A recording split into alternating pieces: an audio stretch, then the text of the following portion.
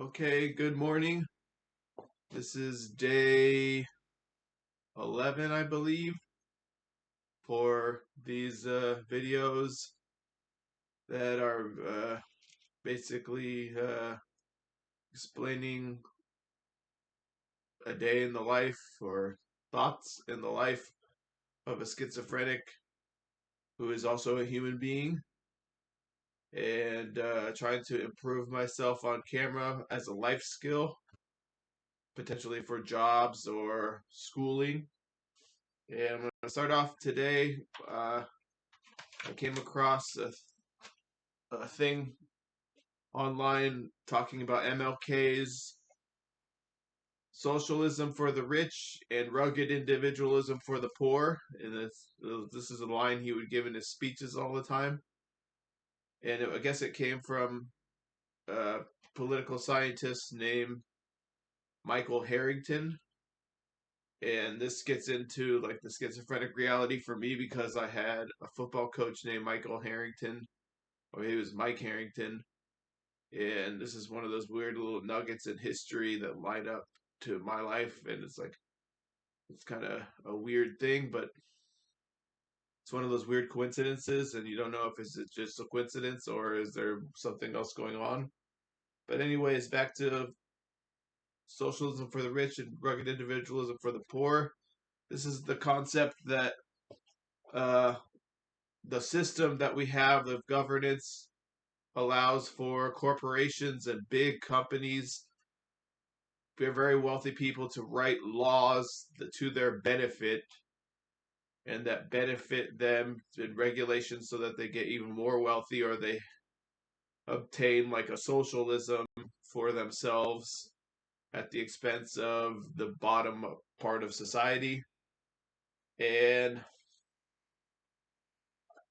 I start thinking about like this concept, and it's like, well, that socialism for the rich and for major corporations and stuff, and for billionaires, you see Elon Musk now writing laws, or basically not writing laws, but he has a huge position of influence in the Trump administration coming in, and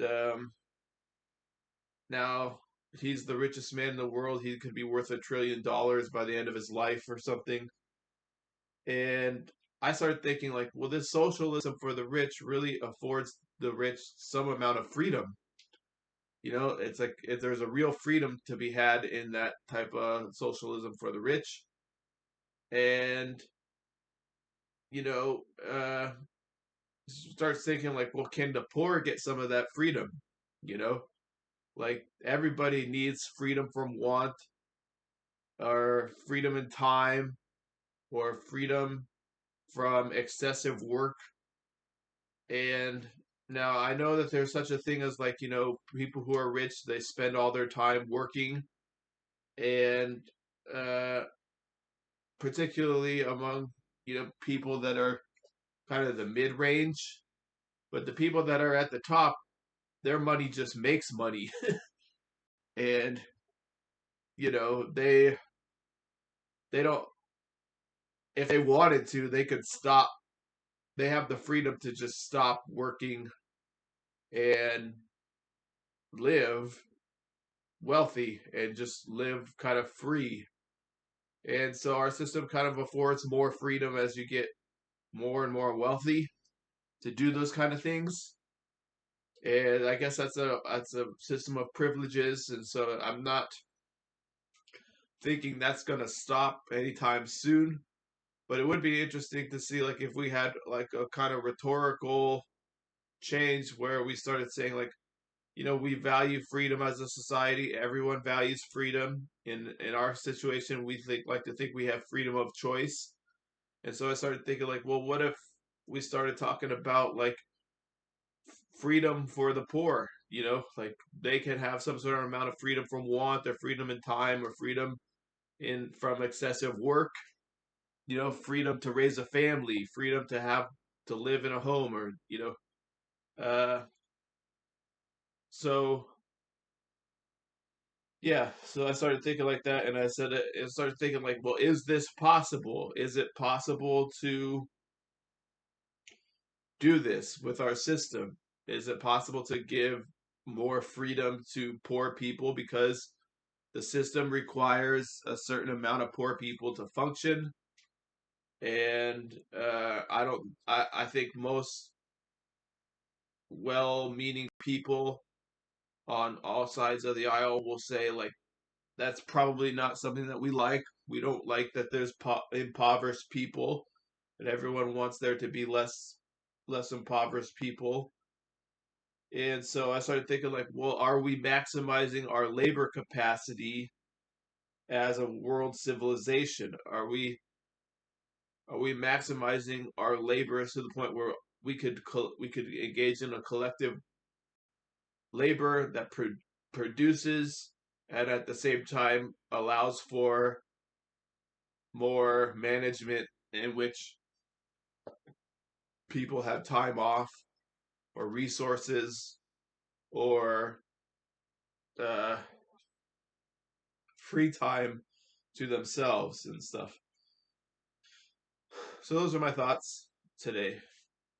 Uh, Baseball parks.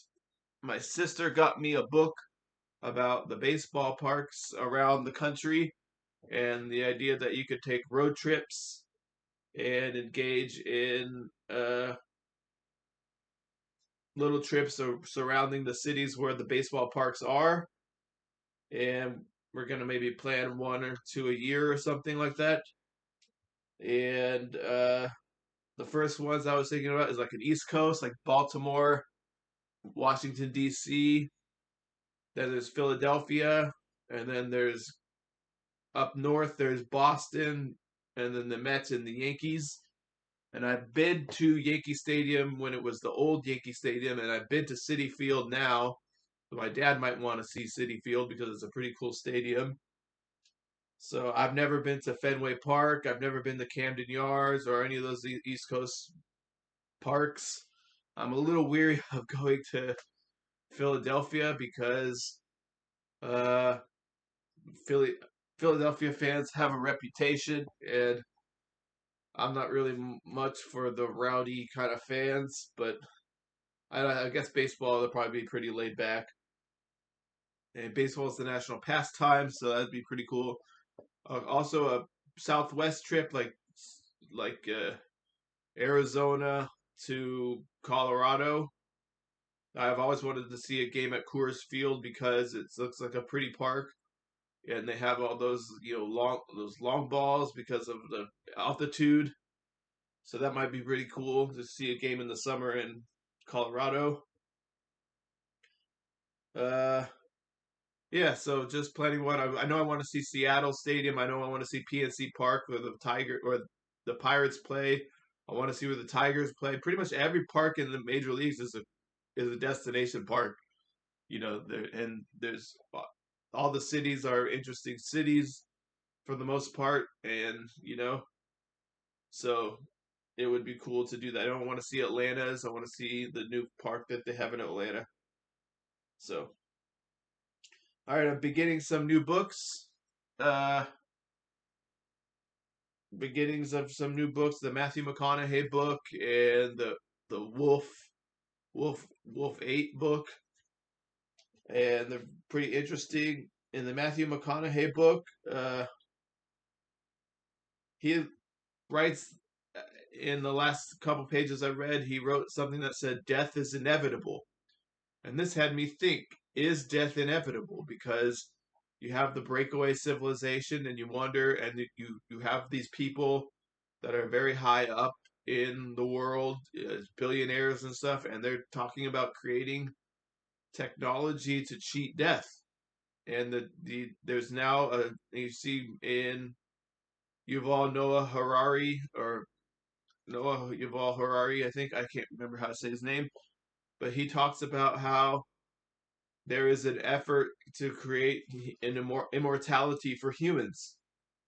And so, the IS asks is can the breakaway civ cheat death? Is there some time travel group that's in the future and they know that we can cheat death? And so I start thinking like, should I save my DNA and pass it down to family members? And it makes you think like, okay, uh,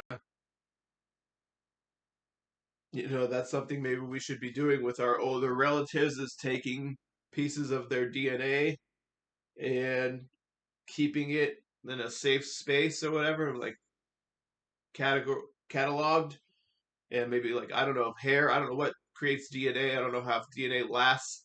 I don't even know if it does last, but if it did, like, you take hair or something and you keep the hair in a plastic bag, and like, this is Ted, and Uncle Ted can be brought back to life in the future when there's technology to do it or something. So, uh, anyways, I started thinking that, and you know, uh, maybe your DNA can be, you can create a clone of yourself, and you can even download your consciousness, and you don't know what's going on with those things. And I know that with the brain monitoring program that they have my consciousness, because they can create like a digital clone, or there's potentially like some breakaway sieve or intergalactic frequency that comes into the dreams and takes you to other places in the universe, or to a digital reality. And so, you know, there's digital. You supposedly, one of the things people talk about is a digital twin. You have the idea that is that you are in some sort of digital parallel reality to this reality, and they're doing all kinds of games with you there. And I know, so it's kind of fascinating to me. But yeah, so I don't know if we are for sure going to, if we have to die in the future. And if you can keep your DNA and you can download your consciousness, maybe there's a way to copy you and bring you back to life in the future. So that's something to think about. Everything's becoming biblical. So maybe we're all going to be Jesus, and the Mormons know something about this. Okay. Well, I only said that because, Mormons say that we're all gods. And so, like, if we're all gods, then maybe we all resurrect. We all have the potential to resurrect, like Jesus. And yeah. And then I guess all Christianity talks about resurrection with like heaven and all that. So, anyways, those are my thoughts today. Okay. Thank you.